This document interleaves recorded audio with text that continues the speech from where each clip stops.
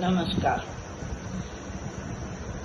આ જગતની સર્વે માતાઓને આજના મારા નમન છે, વંદન છે. આજે મધર્સ ડે છે, 10 મે 2026 મધર્સ ડે. માનો કોઈ દિવસ જ નથી હોતો, દરેક દિવસ માનો જ હોય છે. જનનીની જોડ સખી નહીં જડેરેલો, મને દુખી દેખી ભલે કોણ થાતું, મહાહેત વાળી દયાળી જ માતું.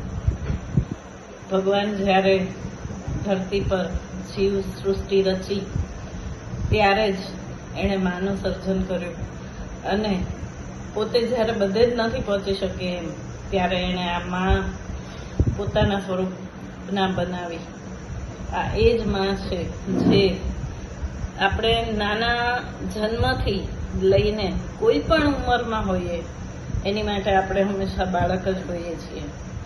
અને દુનિયામાં કોઈ પણ વસ્તુ, પોલિટિક્સ થઈ શકે છે, કે દુનિયામાં કોઈ પણ રમતો રમાઈ શકે છે, દુનિયામાં કોઈ પણ સંબંધમાં આંચ આવી શકે છે, પણ માને પોતાના પુત્ર કે પુત્રી સાથે ક્યારેય સંબંધમાં આંચ આવી શકતી નથી.